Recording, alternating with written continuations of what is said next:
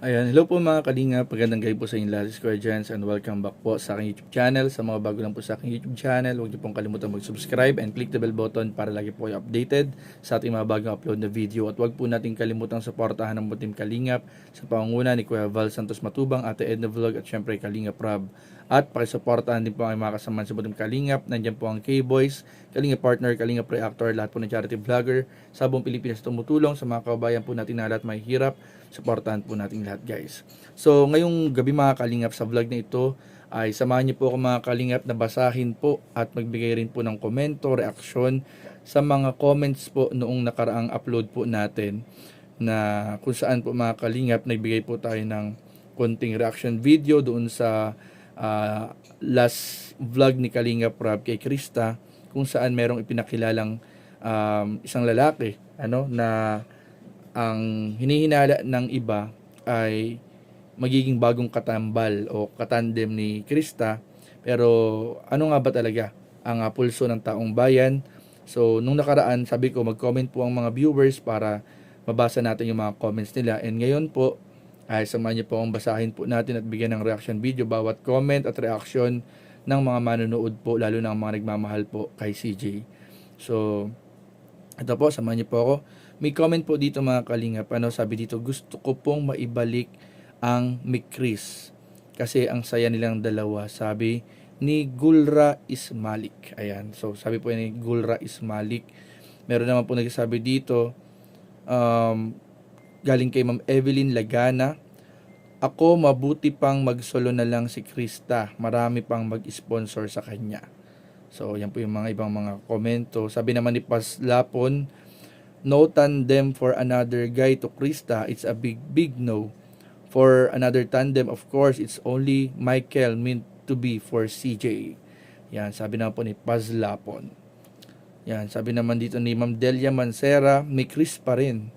Sabi naman ni Mary Grace Sazon, balik ni Chris, maganda ang chemistry nilang dalawa. Sabi naman po dito ni Linda Vargas, mas lalong ayoko na pong basahin, medyo mahirap na. So, sabi naman dito ni Maria Ana Dais, wala na lang tandem. So, parang mas marami din nagsasabi talaga dito sa mga comments na if ever na hindi man lang, kung hindi lang din si Mikoy yung mga katambal ulit, or kung hindi din magbabalik ang Mikris, ay parang sinasabi ng ibang mga viewers at taga-suporta na mag-solo na lang or solo vlog na lang si Krista. Yun yung comment ng iba. So abangan natin kung meron ditong magko-comment naman na okay lang sa kanila na may ibang katandem, or okay lang sila na may bagong ipakilala kay CJ. So abangan po natin. Ito, sabi ni ano dito? Wait lang guys. Sabi ito, yung username user na Mary. Ayan. Mas bagay pa rin ang Mikris. Mas kilig to the bones ang Mikris. Sabi naman ni Leonora Aragon, 16 versus 16. So parang inaano niya dito na magkaedad. Sabi naman ni Marge Gohol, sinasabi mo na maraming ayan. Ay, hindi ko na babasahin guys kasi nagkakaroon na ng comparison. Nagkakaroon na ng comparison kay Kalingap Miko, yung bagong pinakilala kay CJ. So, huwag natin basahin kasi baka pagmulan, kawawa naman yung bagong pinakilala, and baka pagmulan din ng pagtatalo-talo. Sabi naman Delia Gilaco, ibalik ang Mikris sa tamang age na ni CJ. So, marami din nag-aabang kasi na kapag si CJ po ay nasa tamang edad na, sabi natin nag-80 na, ay pwede nang ibalik ang Mikris. So, parang marami nagsasabi na 2 years na lang naman yung hihintayin, bakit hindi pa mahintay? So, may mga nagsasabi pong ganon. Sabi naman ni Zoe Lorin Espinetra, Mikris lang kuya, magaling si Mikoy at si Krista. Sabi naman ni Mercy Mercado, magulo. Hindi ko na basahin muna. Mahirap na.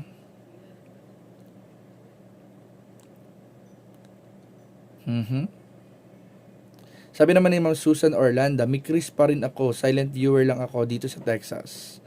Ayan, shoutout po sa inyong lahat. Sabi naman ni Ma'am Evelyn Delphine, ay nako, hindi kami nasiyahan. Kung nais pala nyong tulungan, bakit hininto? At yun na sana kung tuloy-tuloy sila ni Kalingap Mikoy ay daming sumusuporta sa kanila. Kasi happy ang mga nagmamahal sa kanila. Sabi ni Ma'am Evelyn Delphine. Sabi naman ni Ma'am Reza Marie, para sa amin, solo vlog si Krista, tuloy ang suporta ng mga sponsors at supporters. At maghintay kami hanggang dumating sa legal age si Krista. Ma'am Leia de la Cruz, sabi naman niya, siyempre kuya, may Chris pa rin. Sabi ni Ma'am Wela, kung solo, maraming support. Ma'am Evelyn Beltran, sabi naman niya, dapat Kuya Jens, balik po yung Chris, maganda naman po yung love team nila. Sabi naman ni Luz Matugas, morning po Kuya Jens, mas maganda po kung ibalik si Mikoy at Krista. So majority talaga, no? Wala pa ako nababasa na masyadong parang gusto dun sa bagong pinakilala. Pero kasi kaya talaga, hanggang ngayon hindi din natin alam guys ang dahilan kung bakit talaga inihinto, pero sigurado tayo ay merong dahilan yan. Merong valid reason, merong isang malaking reason si Kalingap Rab kung bakit hininto ang Chris. Sigurado ako na merong dahilan yan, pero syempre hindi pa lang natin alam sa ngayon kung bakit, ano nga ba talaga ang dahilan, at kung bakit may pinakilala rin na bago kay CJ. Yun na ba talaga yung katandem, or baka naman pinakilala lang for the vlog, hindi natin alam, hindi pa natin masasabi. Pero napansin natin kasi dito sa comments ng mga viewers, nagmamahal sa suporta sa Chris, kay Krista, na lahat sila, majority talaga, sabihin na natin 98% or 99%, parang sinasabi nila na kung hindi lang din daw si Mikoy, ay mas mabuti na mag solo vlog na lang si Krista.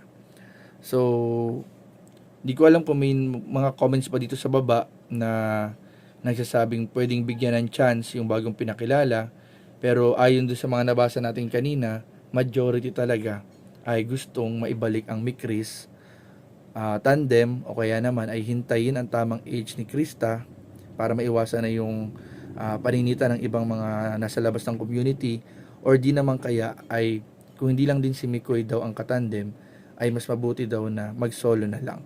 Yun yung ayon sa mga comments. Pero syempre, sabi ko nga kanina, meron yan valid reason bakit kaya inihinto ang Chris.